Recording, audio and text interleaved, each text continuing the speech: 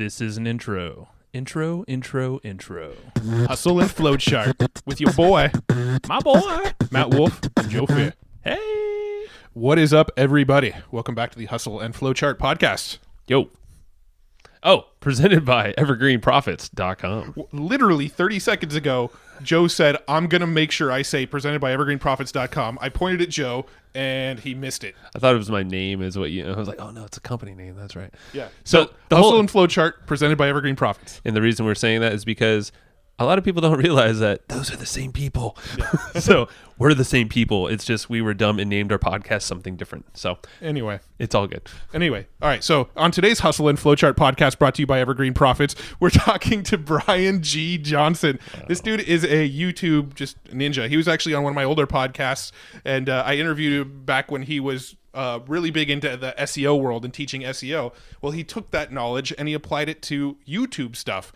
And when we talked to Dan Bruck a few weeks ago about YouTube, Dan actually said, you got to get Brian on the podcast. Mm-hmm. Brian just kicks butt with YouTube. So we brought Brian back onto the show and we picked his brain about YouTube. So pretty much, yeah, we talked a lot about YouTube. So I'm not going to even say what stuff in YouTube. So just listen along if you're interested in YouTube. If you want to start from scratch with YouTube, we're going to show you how to start from scratch and build something up really, really cool. Get it. Awesome. Well, thanks so much for joining us, Brian. Great to have you on the show. This is actually the second time I've had the pleasure of interviewing you. We chatted once before with me, you, and Josh Bartlett over on Beyond the Hype. So it's good to have you back and be chatting with you again. Yeah, absolutely. Thank you, Matt, for having me. I'm excited to share about YouTube and video. It's really exciting. It's fascinating. So a lot to talk about today. Absolutely. Yeah. I mean, in 2018, Joe and I kind of said, this was actually after a conversation with Dan Brock. We had him on the podcast. We talked about YouTube. And after talking to him, we said, okay, we really need to put some focus on YouTube this year. We have done nothing in YouTube. I mean, YouTube has essentially been a video repository for us. We make videos and we go, okay, let's throw them on YouTube. Nobody ever sees them except for the people we give the links to. And that's really been our experience with YouTube so far. So it's going to be a big focus of ours this year. So that's why we're so excited about this conversation and seeing what we can learn from you on the topic. But before we do, let's kind of go back a little bit and chat about how you got into YouTube and what you're doing now in the video world. What were you doing before this? And kind of take us through that story of how you transitioned into doing what you're doing now. Yeah, absolutely. Well, we hooked up, Matt, when I was releasing my book, Trust Funnel. So I'm kind of a lifer at this online marketing thing as far as the lifeline goes. I think around 2000 is when people started getting into it, maybe like 98 or something. I was full-time in 2002, 2003. And basically after about 10, 12, 13 years, I wrote a book based on my experience with SEO and affiliate marketing and really just living the dream of being able to leverage online marketing to work for yourself. So I wrote Trust Funnel and that did really well. Like the marketing buzz I got online was serious. A lot of people shared the heck out of it. I did a great job, and that's how we met. You kind of saw that, and I did that. And then there's the dreaded, well, now what the heck do I do? Like I did the book, I made money, I got the coaching deals, the book came out, it did what it was supposed to do, and I was busy with work, but at the same time, I always have a need to continue to create as a digital entrepreneur, like what we're doing right now with this podcast. And that really led me to video marketing and YouTube. Mm-hmm.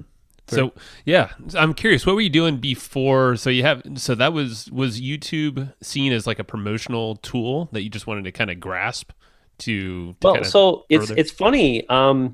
What I was doing was exactly what everybody does until they get serious with YouTube. Like some people never get serious. Right. And that is, I liked video. I did video.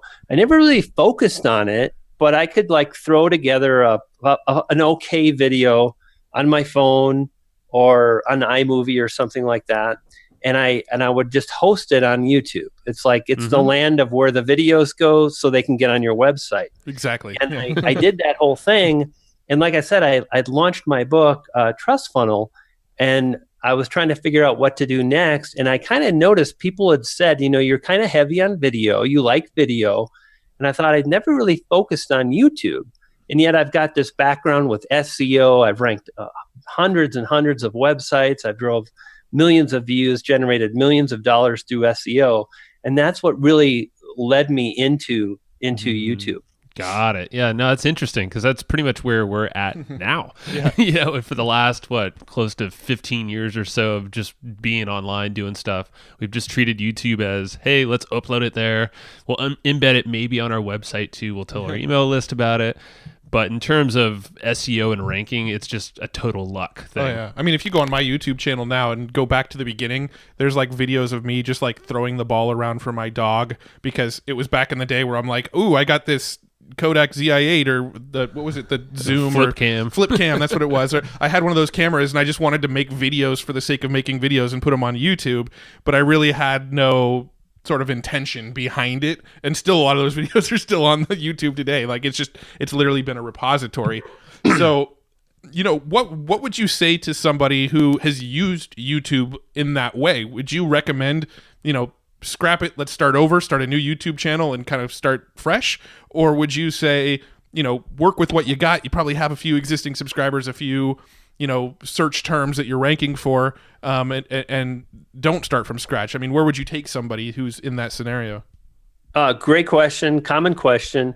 I think it really depends on where the channel is going to evolve to, what it's going to evolve to become, and what's on the channel now. If there's an alignment there, then that's absolutely fine. In other words, maybe you've got 30 or 40 videos on marketing, affiliate marketing, maybe like how to do a podcast. Mm-hmm. If you're going to continue in that vein of content, and there might be some weird ones, like we've all got those kind of weird videos like our home life, and right. I don't know how they end up there, but they do. You can unlist those, and at that point you can kind of sculpt and shape your YouTube channel to really feature the videos you want people to see. Now, if you're going to go in a completely new direction, then I think it makes sense to start a new channel. And one of the things, since I feel like we're going to start heading more into like, how do we really do this? It's super important to be really clear and really congruent with who you want to serve, what you're going to offer, and what you're going to do. So that's really what you want to think about as you move forward. So really making that distinction with what do I have now? Where am I going? That's a great way to start really building up a channel with some authority. Got it. Now, so you don't think that YouTube sort of categorizes channels as like, okay, this is just a repository channel, let's not pay attention to it? Because I know, Google is obviously a very algorithmic based company that is kind of trying to keep its finger on the pulse of what's going on various platforms.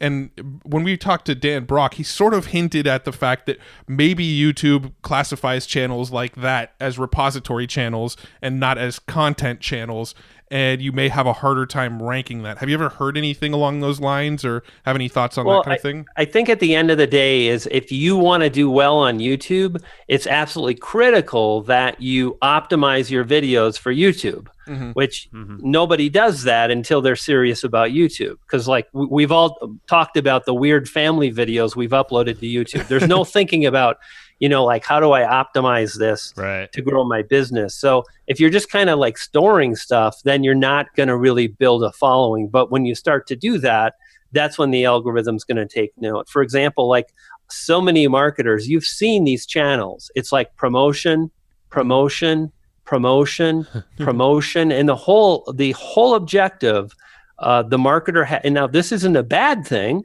It's not bad at all, but if you do want to leverage YouTube for what it can do, this won't work. You can't constantly be publishing videos with the goal of getting someone to click a link on YouTube to go to a landing page, an opt-in page, a sales page, because basically what YouTube wants is to keep people on the platform, just like we all want. Like I want people on my website, I want them on my channel or my podcast, I want them listening, watching, and so on.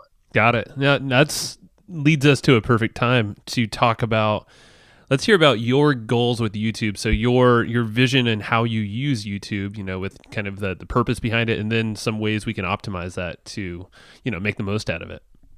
Well, one of the things that I saw when I started, like I said, I was in this transition period, like, well, what the heck do I do with my life now? Like, I'm a grown-up. I have to do grown-up things. And I had written the book, and I thought, well, people keep saying I am good at video or I've got a potential, and they just keep mentioning video, and I haven't done that. So I started to dig in and really look at YouTube for what it is. And I started noticing stuff about YouTube that you don't get on Google, or maybe not on a podcast, but there's probably some of it. So let me explain a little in more detail, like brand deals. I bet you get brand deals on podcasts, but I think that's a unique avenue where it happens all the time on YouTube. In fact, do you guys know or use TubeBuddy? Have you heard of TubeBuddy? I've heard of it. Don't Definitely know much about it. Yeah. Yeah. So TubeBuddy is a tremendous tool that I bought myself, and I really like. It's a browser plugin for Chrome or Firefox. It helps you to manage your channel. It helps you to make and manage thumbnails a lot faster. It helps you to identify opportunity with SEO and keywords and whatnot. So I was using this tool, and then they contacted me to stream on their channel, and they wanted to pay me. So like those kind of opportunities started coming a lot. And I saw that that was something that happened on YouTube, like these brand deals. And I also noticed that, YouTube has got this partner platform program where you can earn ad money. And I kind of like had this vision that there would be other ways to monetize within YouTube, which there is. I've made thousands of dollars with Super Chat. So if you guys do any live streaming at all, so do I. Every single time I live stream, I make money. So it's like I do the same kind of live stream I would do on Facebook, but I get paid. I also can do my affiliate marketing. So there was all these avenues that I saw in ways in which I could build up a channel, offer value, share ideas on how to leverage the platform. And in turn, I would have an opportunity to monetize the channel, monetize the audience, monetize the eyeballs and watch time. And that's really why I wanted to jump into YouTube, because I saw this as kind of a unique opportunity. And one of the things that I think about today is like, I really don't worry, just like Dan Brock. I'm going to ask you, did Dan Brock mention anything about like feeling like he doesn't need to worry about traffic, like he's more in control of his traffic today? 100%. He was basically saying it's the most consistent traffic. It's very predictable. And he's not doing any paid ads either. It's all organic. Yeah. Yeah. So there you go. So that was one of the things that I really saw is this is a way where I can focus on creating content. I am a content creator. I'm a great marketer. I've sold millions of dollars with affiliate stuff. But what I love to do is like make stuff, like make a video, make a blog post, write a book. And I thought this is a way where I can take that and then build up a channel and then leverage the channel to make money. And it's working exactly according to plan. I mentioned how I get paid with a TubeBuddy to stream. Well, I got a message from them the other day, and they say, we'd love for you to show up to VidCon. It's in California in June, and it will pay for your hotel. We're going to pay for your flight, and wear the TubeBuddy t-shirt and maybe stop by the booth and just hang out with people for a bit. And I thought, well, yes. Okay. So it's all working out really well, and it's just about really understanding how to develop a strategy that makes that happen. And that's why I was mentioning it's kind of the opposite what I do and what Dan Brock does as to what a lot of affiliate marketers do, where the entire goal of their video is to take a visitor from YouTube to a landing page to make money. And that's really tough because you're basically sending people off YouTube all day long, and you want to do the opposite. Gotcha. Okay. Now I'm curious. You piqued my interest with the whole live chat thing and how every time you do a live chat you earn off of these super comments. How does that work? What even is a super comment? Yeah. So basically, this is YouTube looking at how do they monetize their platform, and they just took a cue card from Twitch. So Twitch is a big streaming community, mostly gamers, but there's some other like streamers that will play music or recite poems or cook and whatnot. And Twitch had this neat ability where people can sponsor the channel for like $3, $4, $5 per month. A lot of people really, they get their entertainment from these streams. And YouTube saw this, and they've been rolling out their live streaming. So a year ago, you couldn't live stream on your phone. They were way behind, but they were working on it. You could live stream with like OBS to your desktop. And what they did was they basically took some of the functionality that Twitch has been focused on, whereas a user that's on the platform can literally say, I really like Brian's content or Dan Brock's content, click a button while they're live and say, like, here's $20. Thank you so much for everything you do. And like I said, pretty much, at this point, it's not like I'm paying my mortgage, but I do live stream once a week on Fridays, and I usually make at least $100 or so. So it's not, it's pretty good. Yeah, it's an extra way to monetize. You start compounding these different things that you can monetize on YouTube, and that's great. And yeah, we noticed that you do have the ads on your YouTube videos as well. So that's another stream. How's that working? Are there any things that you'd recommend? It's well, here's where it gets exciting, you see, because at the end of the day, anything that you really want to do online, you've got to build an audience, and that takes skill, it takes talent, it takes hard work and some good decisions. But the more of those you make, the more good decisions you make, the easier it becomes to grow the channel. And at this point right now, my channel's really starting to grow fast. Like I'm increasing my subscriber rate right now by 45% each month. Nice. So literally like 2 or 3 months ago, I was getting 12 or 1,300 subscribers a month. In January, I did around 2,200 subscribers. And right now, I think I'm close to 2,500 subscribers a month. So it's starting to really grow fast. And Dan Brock experienced this exact thing. He kind of went from, he was doing good, he was doing well, and then it started to explode. And I'm working my butt off to really publish videos that the viewing audience likes, because then YouTube really pushes them throughout the platform. And then all of a sudden, you go from making a few $100, a car payment with ads, to making a house payment with ads. And you show up on a live stream and you don't have 40 people, you've got 150 people, which I'm starting to hit those numbers now. Not quite 150, but definitely 100. 100 consistently over the last 3 or 4 weeks. That's awesome. So it's really about understanding that if you deliver the value to the audience and you take care of their needs, then they will reward you. They're going to binge watch on your content. They're going to come back again and again. And that puts you in a very unique category on YouTube. Probably, 5-10% of the channels really do that well, and YouTube promotes the heck out of them not because they're big channels, but because they're holding the attention of the audience, and that's what YouTube wants, because they show more ads. So yeah. Right. Actually, I want to talk about one more monetization model that I noticed, and then we'll shift into kind of what you would recommend for somebody starting out on YouTube. But I noticed on YouTube that you had a link to your Patreon account. Can you kind of explain what Patreon is, how you make money with it, and then also I'm curious how it's doing for you as well? Yeah. So Patreon and then the affiliate offer, we can talk about both of those. They're pretty interesting. So, Cool. So Patreon is an easy way to do a membership site. You don't pay anything. There's no software to figure out. You basically sign up, and you've got a patron account. And then at that point, you literally add some different offers to your Patreon.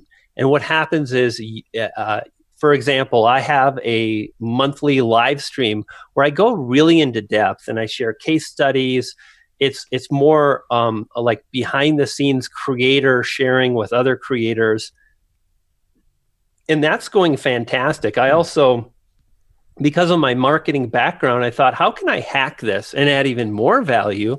And I spent a number of days putting together a mini course, a YouTube mini course, so you can access 18 video YouTube course, and that's my offer. So when you land on my Patreon page, it's like, hey, join my Patreon. It's $20 a month. It's not going to break your bank account. I'll share the very strategies and tactics that are working for me right now to grow my channel. We'll hang out. You'll get this extra stuff I don't talk about on my channel. It's $20 a month. It's like skip a few Starbucks and you're good to go.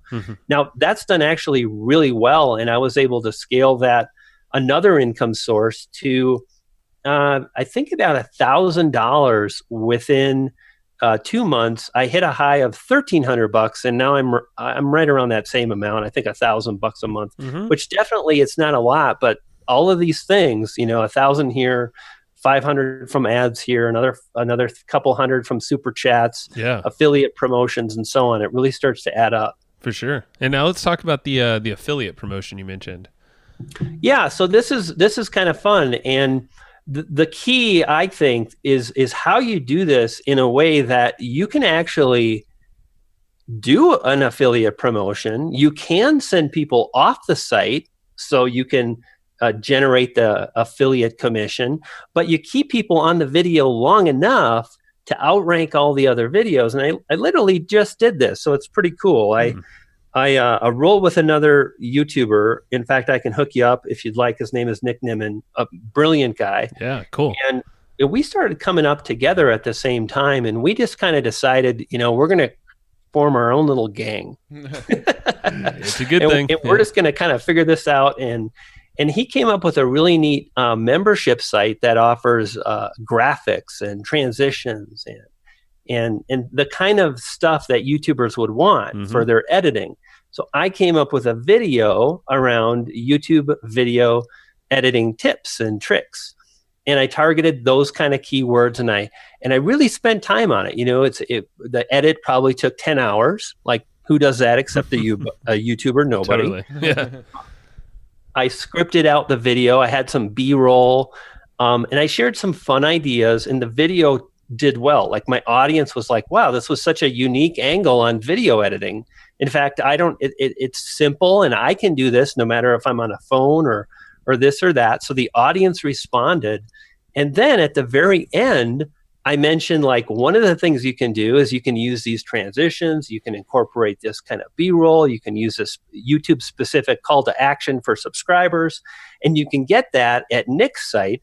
And sure enough, I've generated, again, it's $100 here. I think I've made a handful of $100 sales and probably 20 monthly recurring sales at $10 a pops. But you got all of this stuff adding up, and it's not hard to hit 100K a year. Sure. And it's not like we're talking about a million subscribers or even 100,000, which clearly, I will get to 100,000, but I got the brand deals when my channel was 8,000 subscribers and affiliate offers. And you have this big approach to monetization. You can piece all of these things together where you still can grow a channel, you still can make money, and you don't have to have that huge subscriber base. I think that's what's nice about YouTube is it allows pretty much anyone, if they were dedicated, if they're interesting enough on video, or at least confident enough to speak on a specific topic. It doesn't seem like it really takes that long to get a good, some good opportunities coming your way, different monetization things starting to compound up. I mean, like you said, it sounds like a killer lifestyle business for someone even just starting out if they wished. But for a business, like just out of necessity for ourselves, we want to start getting more traffic, but for our company is to kind of revamp what we already have. So I'm kind of curious now, going down that vein of what would you do to optimize a current channel, or maybe if it's someone just starting out, what are maybe the keys, like the top 3 things that you would do? Yeah, it's funny. That's what you want to focus on. You really focus on, and they're not so much things, they're phases. So anytime you talk about creating something, that thing will go through phases. And the first phase is coming up with a strategy, which unfortunately a lot of people don't do, and they struggle. Like, you can't create something that's memorable. You can't create something that stands out from the rest if you don't take the time to figure out, generally speaking, where you're going. You guys get it, like marketers get it, and they'll create that strategy. That's the first step. That's pretty easy for guys like us. The second step is really dealing with the technical hurdles that video possesses. Now, what I like to do is I take people through a 5-step process where we identify the video has to have a look. Does that mean it's got to be fancy? No. Like, if you've got bookshelves, you're good to go. That's very much a YouTube look. It looks really cool. You just have to know how to light it. So that would be the second point in phase 2, is really looking at the 5 most important technical elements of video. So a look, which is the backdrop, the lighting, the audio, the video editing, and then the camera quality.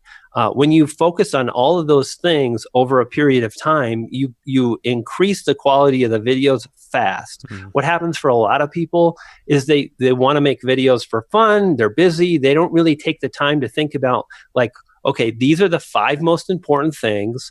What am I weakest in right now? Like, that audio was crackly, or the lighting was like I had like the kind of Frankenstein shadows. I need to fix that. Yeah. If you do that, you take what normally takes 2 years and you reduce that down to 3 weeks. And at that point, you transition through phase 2, and then you go into phase 3.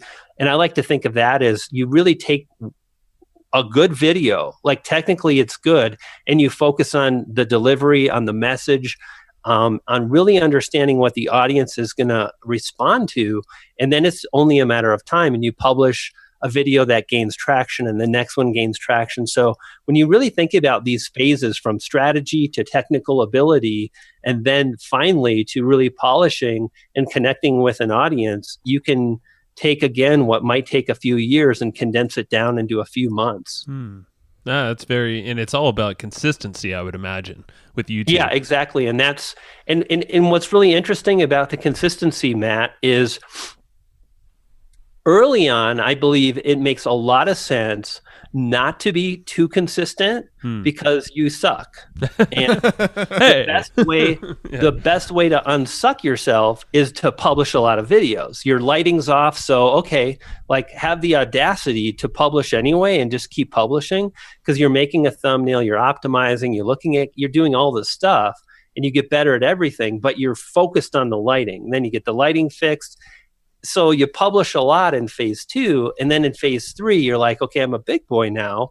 I publish on Tuesday and Thursday. Welcome to my channel. It's about not just sharing your message, but amplifying your message. You create that value proposition, and you stay consistent, and you publish the best videos you can, and things get pretty exciting. Now, when it comes to the content you post, how willing are you to vary the content you post outside of your normal topics? Like, yeah, I don't ever do that. Never. Oh, so let's say you're really passionate about 2 niches. That's 2 YouTube channels. Yeah. Okay. Like, cool. Look at Dan Brock. What does he cover?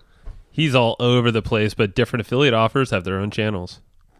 And I mean, I don't know if he is all over the place. As far as I know, at least. Yeah. I feel like he does affiliate marketing. Well, he does, but a lot of the stuff that he teaches is also... so he's got his main channel that everybody sort of sees him all the time on, and that one he's teaching affiliate marketing. Yeah. But then he's got like 10 other channels that are in sub niches where he's making a different style of video in each of those other channels. Yes, exactly. So when I think of Dan, I think of Deadbeat Super Affiliate channel, and he's very focused to that niche. True. Right. Yeah. Yeah, no, it's interesting because he put the bug in our ear, because we do affiliate marketing in addition to our podcast, in addition to our platform, which has, just all sorts of written content on our blog and online. So, yeah, he was almost tempting us to pretty much shut down the channel because we have never focused on subscribers. That was an afterthought. We never thought of it as like another email list almost, which it seems like it can be. It's pulling in people whenever you want to. So, we're basically in the process now of splitting out the different affiliate things, videos that we record, and make a specific channel on those. And, with that... absolutely. That's a great way to do it. And what's really neat is, like, you can do both, right? You can absolutely create an affiliate channel or a marketing channel and create content to keep people on YouTube. But we have to make money, and the way we do that is usually with like an affiliate offer or our own offer, which means we need to get people to a landing page, and that's okay. Like, I send people off YouTube all the time. I'm just aware of the need to also keep the watch time high, keep the average view duration high, and Dan does a great job of that too. Like, he's got it down to a science. He understands the need to accomplish both. Now, when it comes to the length of the video, is there something you shoot for? Um, so a really, really great question. And the thing you want to think about is that the YouTube algorithm does an amazing job at measuring how well people are responding in a positive manner to your video, primarily with watch time metrics. But what's interesting is like it's not watch time, it's average view duration, it's average percentage viewed, it's audience retention, which audience retention is so important that they feel the need to cut it up into two things. It's like relative audience retention and absolute audience retention. And these are the things they tell us.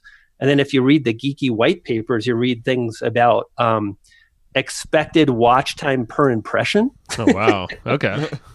And so what YouTube really does is they measure how users interact with a video. And generally speaking, the longer they watch, the better. Now, what you don't want to do is like make long videos. Now, I've got a lot of my videos lately, they've been 10 minutes, they've been 13 minutes. But one of the things I think about is I'll work really hard to take what would take a normal human being 22 minutes to get across in video, and I'll condense that down to 14 minutes. Like literally today, I was editing sentences and I was taking a sentence down that had 12 words down to 7. And then I did it again and again. And basically I took my first minute, which I felt this next video I'm working on, the first minute was a little soft, and I brought it down to 42 seconds, which is in alignment with where I want to be. So what I try to do is to always honor the viewer, and what they want is the information as soon as possible. Don't tell me about your brand or why you're great or what you had for dinner. Just give me the information I want. And I try to take, if it's a long subject or a short subject, and basically shorten it as much as possible. So by taking that, again, 20-minute video and condensing it down to 12 or 13 minutes has really worked well for me. And is that an editing thing, like you said, or is that really kind of doing the practice and just delivering it when you're recording more succinct? Yes, all of the above. I know. Yeah. It's looking at the script and saying, okay, that sentence is 13 words. Can you get it down to 7 words? I can. Okay. And you have to measure, like, is it worth my time? Well, in the first minute, probably, because if you don't hook someone in the first minute, you're done. Sure.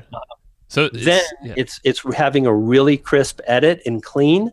And it's also, when you're filming, taking the time to say, you just flubbed your lines there, and that's okay, because if you were an actor, like, no one expects you to nail every line all the time. So you do the line again. And this took practice. Like, you do feel like a crazy person and you're talking to this camera and there's lights on, but over time you understand that. And here's where the secret sauce is. You want to know the truth, Matt? Absolutely. I always do. Like, it scares me to share this with people, but the most important thing is how we come across on camera. And at the end of the day, a lot of people wouldn't tell people that, but I want to see people succeed. And at the end of the day, anybody, regardless of age or race or creed, can move forward, experience or lack thereof, can move forward and get better. And when you say, look, I need to create a good video, it doesn't mean you need a $2,000 camera. It just means you need to be able to communicate clearly and succinctly with your audience. And the more you practice that, the better you get. And it doesn't take years. You can get it. You can do good in a few weeks. You just have to say, like, be good on camera. And it is scary and whatnot. But like having a script, not to read on camera, but next to you, is helpful, So what's your process? If you're afraid to be on camera, that's okay. Who cares? No problem. Do a voiceover, do screen capture, use BRoll. You can create a powerful video. Heck, a lot of sales videos don't have the actual product creator in them, and they do great. Right. That's true. Yeah. So it sounds like you're a fan of totally scripting the entire video out, and then you said you keep the script next to you. You're not really using a teleprompter. Well, I do. Yeah. Here's the thing. So I'm really good at taking a few bullet points and creating a great video. right now I'm in this really weird place because my channel's really taking off and I'm working super hard to publish really good videos and it's paying off. So I'm kind of in this like almost leaning on perfectionism to a point, to a fault, but at the same time, 45% growth month to month is pretty substantial. So I'm willing to double down. But what I found is what you mentioned, Matt, is just by taking the time to understand what you want to communicate in the video before you step in front of the camera is all you need to do. About 10 days ago, I created a video. Did you hear about how YouTube updated the partner program? I've heard some things about it. I know there was some people. I mean, I know there was a big issue with demonetization recently and stuff like that. I don't know if that's the same thing or not, but yeah, exactly. So if you're a YouTuber and you're 17 years old, YouTube hates you. YouTube sucks, and they're out to get you, and they hate small channels. And what that means is like the platform lost its mind for 48 hours. It was insanity. Like YouTube hates us. I hate this platform. It's Jake Paul's fault, you know? And so I felt like it was my responsibility to address this. Like, you know, a lot of the people that watch me, that watch Dan Brock and Nick Nimmin, the people I roll with, you know, they want to hear our opinions. So I came down to my office. I had a sheet of paper. I listed out 12 bullet points. I talked about the opportunity. I talked about the analogy of it's like it used to be a marathon and now the marathon's got 6 hurdles. So it used to be hard and now you have to jump 6 times. I mean, and that's kind of how it is. It's not like this end of the world apocalypse, but drama is a very real thing. And I was able to create a killer video with just the bullet points. But if I really want to hit it out of the park, I will go ahead and script out more of a video word for word, but I don't read it like you said. Got it. Now I have a question about grabbing attention, and you mentioned earlier you kind of got to grab them within the first few seconds of making the video. Do you have any tips or techniques you use to grab attention quickly? Because I know I've seen a lot of videos that follow this kind of formula where there's like maybe a 10 to 20 second intro where they tell you what you're about to learn, and then it goes to kind of like a little intro clip kind of thing, and then it goes into the content. What are your thoughts on making sure you grab the attention quickly so that people are sticking around? So the first thing I always do is I ask myself, what do people really want? So let me give you an example. I did a video on YouTube tags. It was one of my first videos that did pretty darn well. It ranked in a really competitive space. It ranked for YouTube tags out of like 50 million or 40 million video results. I think right now it's number 3 or something like that. And I asked myself, you know, what is it that viewers really want when they're searching for YouTube tags? And it's views. It's not about how to like tag your video. They don't care about that. They want views. So how I opened up the video was you can absolutely drive more views when you understand how to leverage the power of relevancy with your YouTube tags. And on the screen, I'm literally pointing, and when I said the word views, like you get the little success ding, that went off. You see the text on the screen, so you see it, you hear it. I'm like, oh, that's what I want. And then from there, I did cut to the intro, which lots of ideas on that, and doing all kinds of fun things with like really creating the information that I want to add to benefit me to get the subscribers, but doing it in a way that is accessible to the audience. It's fresh, it's different. And then once I got into the content, I showed the proof. So it's it's interesting. I take a lot of what I learned about marketing and copy and whatnot, and I apply it to my videos, and holy smokes, it works like gangbusters. I mean, I can imagine that because you're just applying. We do the same exact thing. We apply marketing knowledge that most of us all know and put it in a slightly different niche or a different platform, and you just open yourself up to a whole new audience. Yeah, exactly. And it's really fun. So like I did that again in one of my recent algorithm videos, and it's really doing well. Like in the last 48 hours, the video's driven 400 views, which the video's been out for 2 to 3 weeks now. So it's like, if it's driving 200 views a day, that's great. And it's getting pushed out into more and more videos across suggested.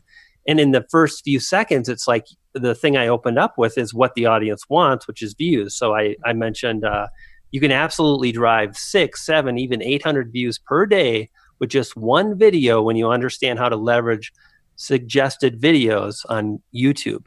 And I literally, as I'm saying that, you see me, then you saw screen capture inside of analytics hovering over like the analytical bar, and it's 600 views, 700 views.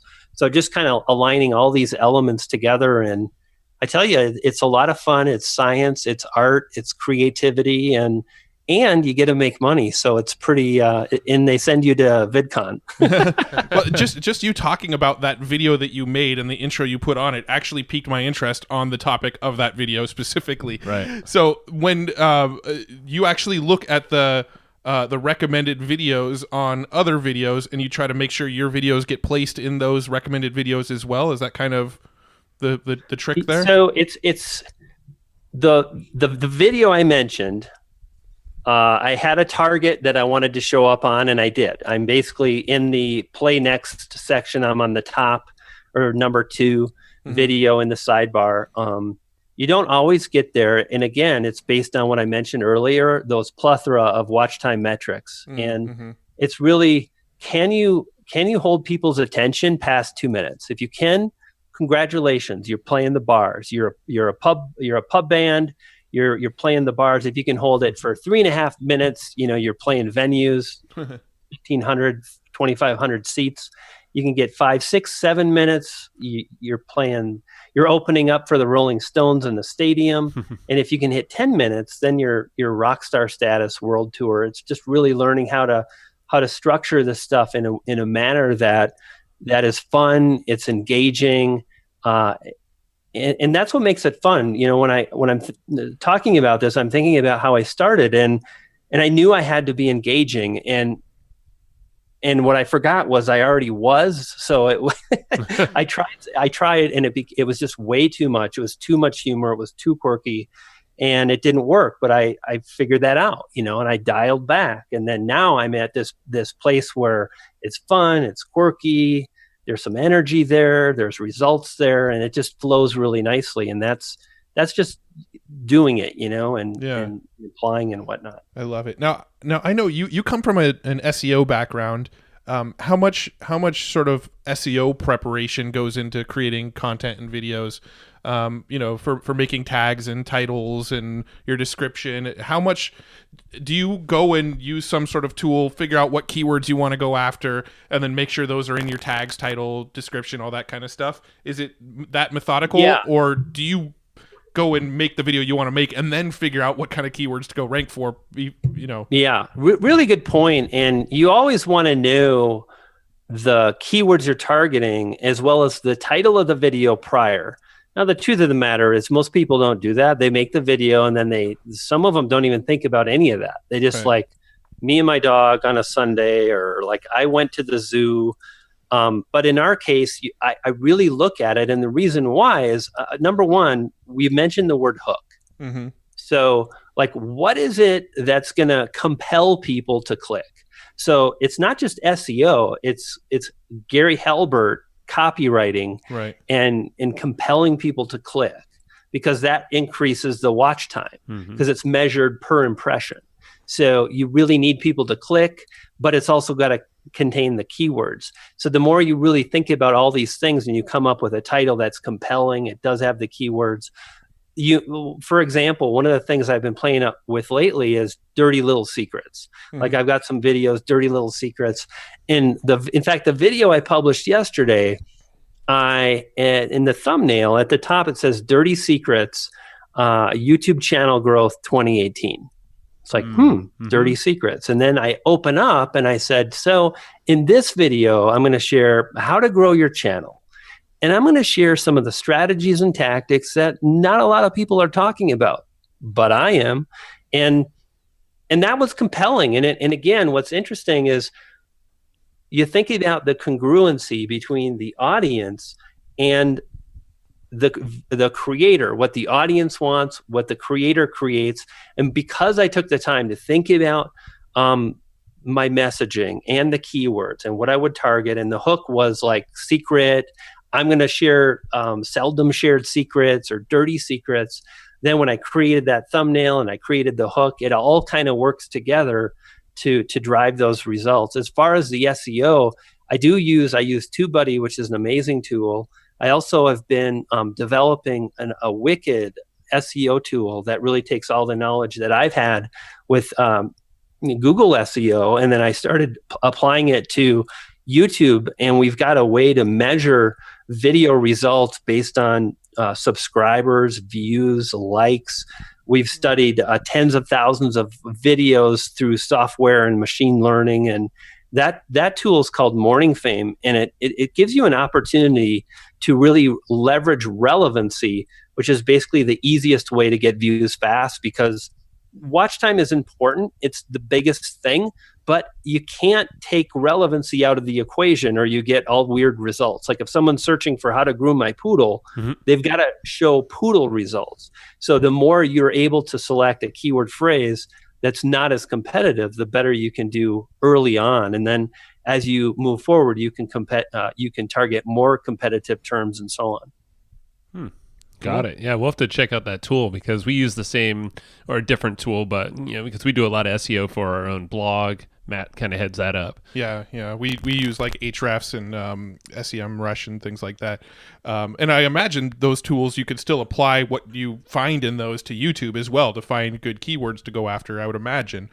But kind of. It really, the thing you want to think about is you always want to be thinking about these are the top 20 videos that are ranking for these search terms, and what are the videos and the channels that publish those videos? How much authority does the channel have, and does the individual video have?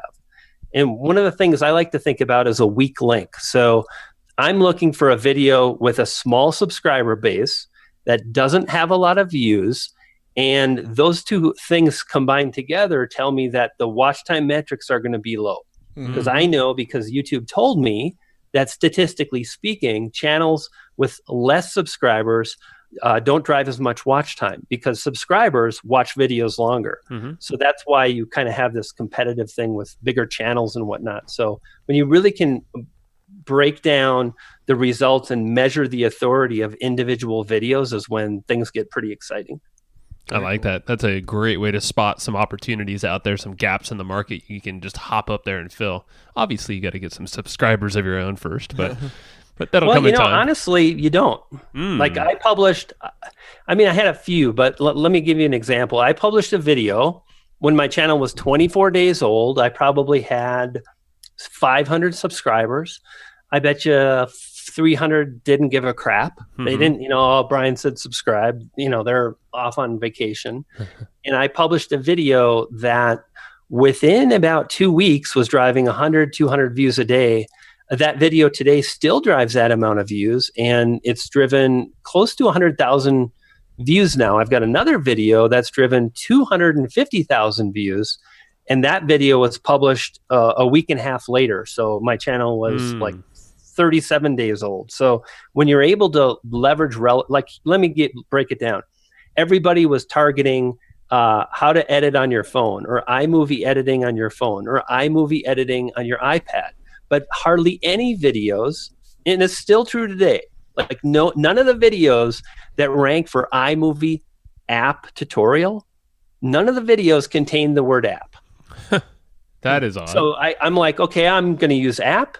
And within a week, I was number 2 or 3 for iMovie app tutorial in search.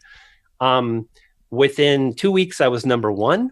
By week 3, I started getting pushed into suggested videos because there was that gap. So it's really understanding how to read the videos that are ranking in the top 20. That's interesting. Yeah, that was actually going to be the next sort of last rabbit hole I wanted to dive down with you was once you start using YouTube, how do you get that initial traffic to your videos? How do you start getting that initial momentum? Obviously, people like us, we've got a mailing list and blog and other platforms that'll help us kind of jumpstart. But, a lot of people are going to be listening to this going, I don't have any way to jumpstart it yet. And what you just said, I think, is that jumpstart. Yeah, it's totally that jumpstart. In fact, what's really interesting is you can actually get a pretty good visual representation as to how well the videos are optimized for a keyword in any browser. You literally, you copy the keyword phrase you want to rank for, and then in a browser, you go to find, and then you go to find again, and you basically paste that into the find, and it will highlight the video title and the description if it contains the exact keyword phrase. So when you do that, if you see all the videos in the top 20 or a bunch of them are lighting up, they're all highlighted, it means that this is going to be competitive, and all the creators are targeting the same term, and maybe I can think different and come up with another strategy. Like, it took me a while to figure this out. I was like, hey, how to get what's the keyword on YouTube? It's how to get more views on YouTube. Super competitive. We're talking like 300 million results. And after I failed horribly, I thought, well, let's try something new. And I targeted increase YouTube views. It went from 200 million results to 8 million. So like, we're talking 5% of the amount of videos, and I rank. So it's really about looking for that opportunity and leveraging that to get the subscriber base, and then you can move on to world domination. I love it. Domination. So one question, selfish question, since we're kind of doing a cleanup job of our YouTube channel, but it also holds some of our affiliate videos that are direct training per these products that we also sell. So it's branded as such. It looks like completely different videos compared to the other ones that we post. Would you suggest, or does Google, or not Google, but YouTube, same guys, do they penalize you if you upload the same video to another channel that you create that's brand new, branded for that? Should you unlist it? Yeah. Here's kind of the rule that I play by, and it seems to work well for me. If it seems like it could be shady, don't do it. Like, if someone, like, if it seems like it could be like funny and someone would say, I'm not sure, like, definitely that's something that YouTube frowns upon. Right. Because could you imagine, like, back in the day, I did it, right? Like, I downloaded videos, I re-uploaded them, I targeted new keyword phrases, like, and then, after getting my butt handed to me numerous times by Google and de-indexing, I'm just like, hey, I'm playing by the rules. And that's kind of how I roll forward. Right. And more the thought with what we're doing is existing videos that are on our current YouTube channel, moving them to a different YouTube channel because they're kind of off topic, and then sort of either unlisting them or just flat out deleting them off the channel they're on right now. Right. That's true. So it's not like it's scammy or anything. No. It's literally a cleanup is the idea. Yeah. Essentially reorganizing. I think you could definitely do that, especially like if you kind of re-edited and maybe added a bumper or something, then that would be a different file size and whatnot, and I think you'd be fine. Okay. So it might have to be a little changes. Honestly, what I usually try to do is I really focus when you start optimizing videos on YouTube and you're growing a channel, I try to focus on like doing just that and moving forward with the video structure and the template and just following a structured plan of attack so you are able to get those results and whatnot. A lot of times what I see is people have good videos, but you really got to create a video for YouTube in order to do well. And I think it's better to do that like when you're ready to grow a channel to like, we're going to publish videos moving forward in the future based on a script. Now, the script could be bullet points. Like I've got scripts that were 16 words, but they kept me on point. I've had scripts that are 2,000 words. But there is a structure to those scripts. There's the hook. There's the intro. There's the call to action. There's certain types of editing and so on.